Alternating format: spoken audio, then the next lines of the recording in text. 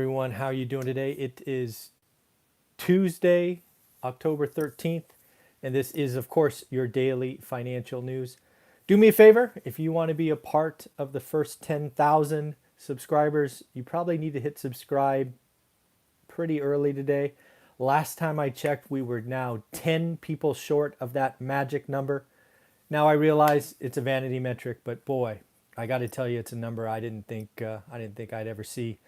But we're having fun. We're doing these daily videos, and I appreciate all the support, comments, thumbs up, subscriptions. I hope you're having fun. I'm having fun. So let's keep this thing rolling. When I look at the daily financial news of the day, a couple of things hit me. First, let's talk about Amazon and Apple. A couple of big days for the FANG stocks. We will see if this is a buy the rumor, sell the news day. Historically speaking, when you look at Apple and their big events, there's typically a run up to the event.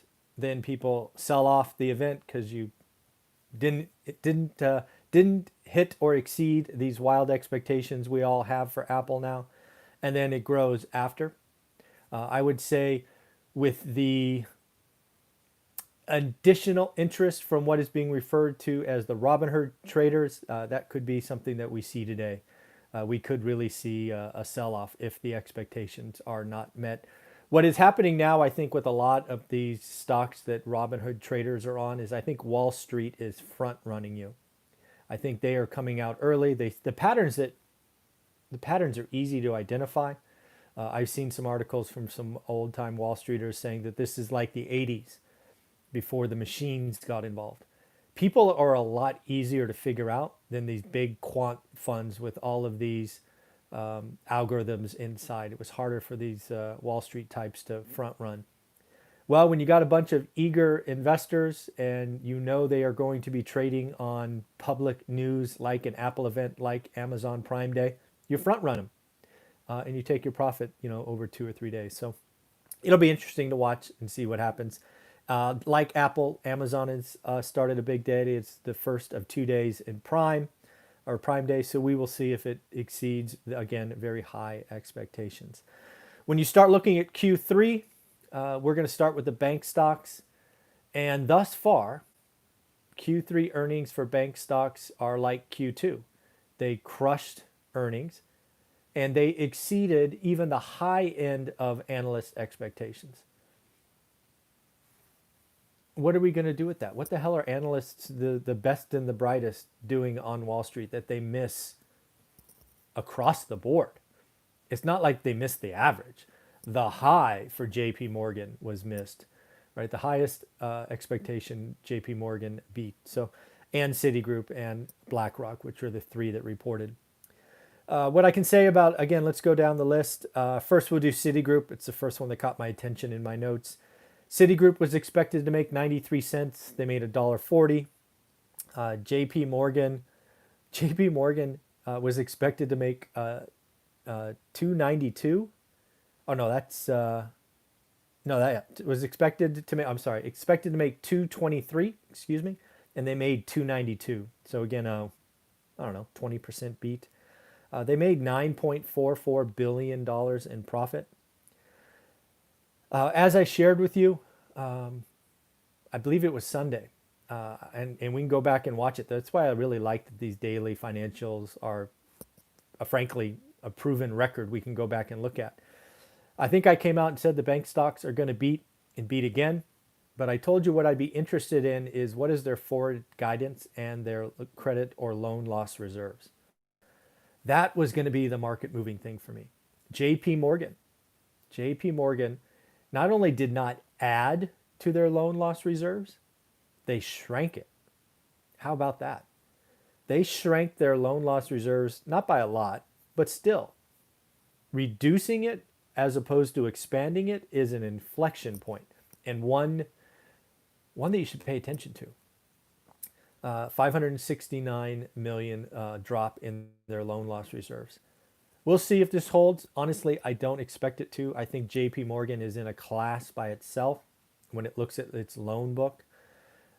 It also, let's not forget, remember, 4 months ago, we were doing videos about JP Morgan reducing the qualifications to get a loan. Remember that? Again, you can go back and watch the daily financial news to see that we were calling JP Morgan out for being too conservative. Well, guess what? If you don't initiate loans, you don't need loan loss reserves, right? So they greatly reduced their book of business over this difficult time.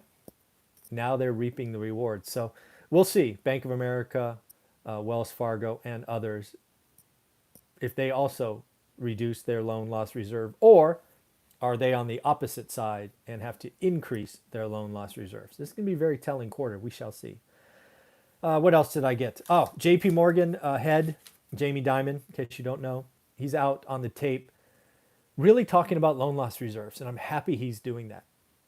He basically came and said, hey, given all the data we have today, I think we are in a good spot.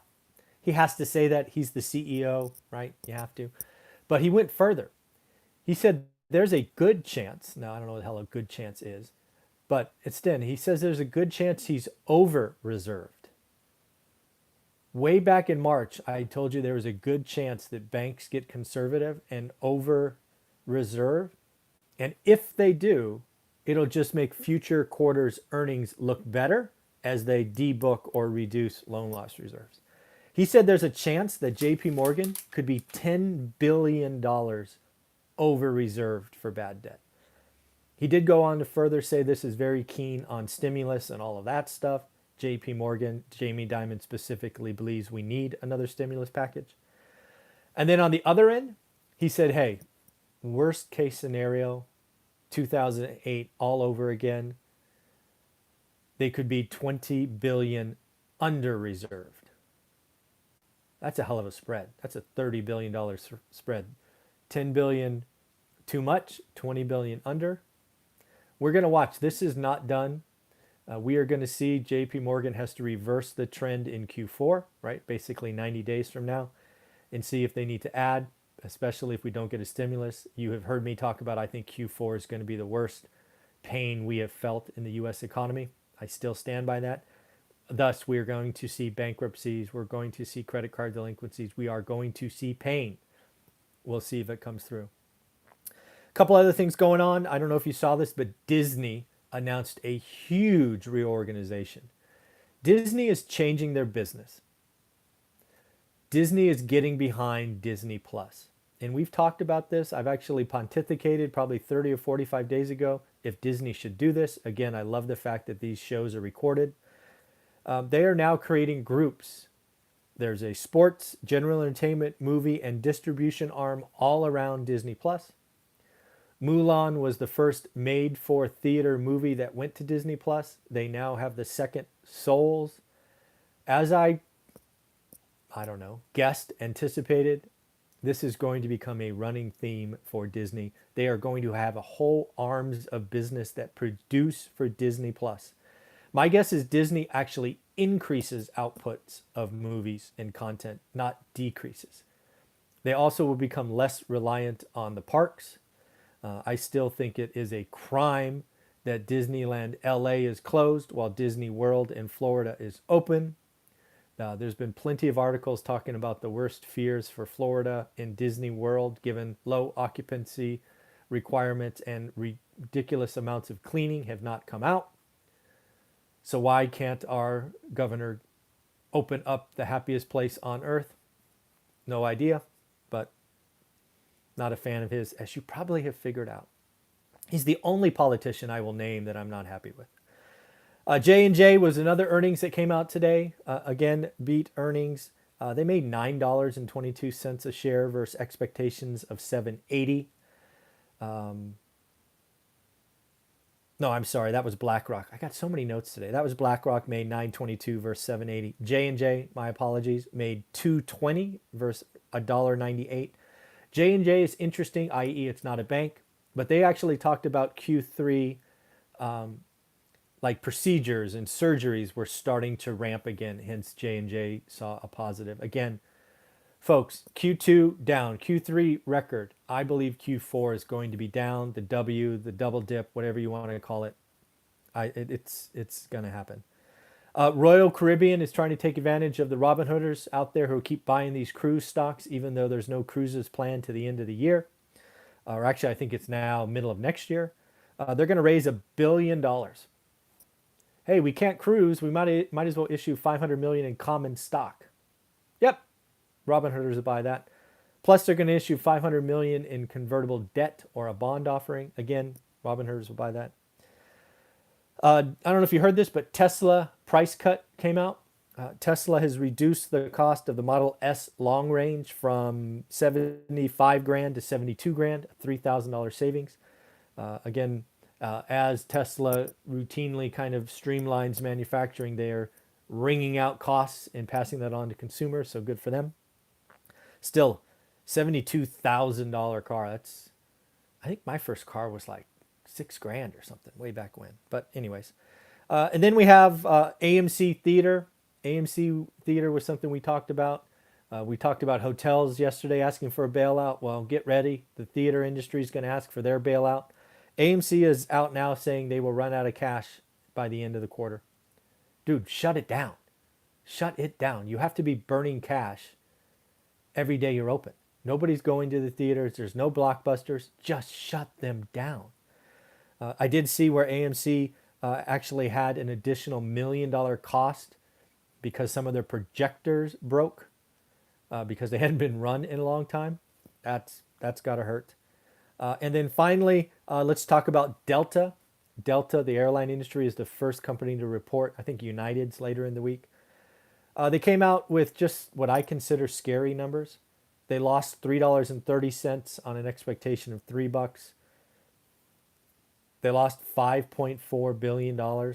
They burned $24 million. They burned, lit on fire, $24 million in cash a day in Q3. They don't see a return to 2019 levels for 2 years at least. I think that's a stretch. They've moved break even or cash flow neutral until the spring. Folks, these companies, we need, bailout. Don't need it for airlines, don't need it for hotels, don't need it for theaters. Need to think different, change the business model. I mean, it's one example, but look at Disney. Disney is going, okay, streaming's a thing. Let's take our impressive arm and rejuggle it. And I really strongly believe Disney will have double, maybe even triple the amount of fresh new content probably by next year. And it's because some will be built for Plus, some will be built for theaters, and they will just keep on killing it. So in the end, it's a very interesting day in the financial news. Again, Q3, it's not about Q3 earnings. I think Q3 GDP is going to be up. Hence, expectations or earnings will be up. For me, it's forward guidance because I think Q4 is going to be very weak. Does any company talk about that? And then we have some more financials later in the week, and we'll see if anybody is adding to loan loss reserves. I think the fact that JP Morgan reduced, that's got to tell you something. I want to see follow through from other banks, but JP Morgan, they reduced their loan loss. I did not see that coming. That's pretty cool. So at the end, remember, if you want to be a part of the first 10,000, when I started this video, there's only 10 spots left. Come join the family, enjoy, and then we will keep on growing this thing and we will talk every day. Take care. Bye-bye.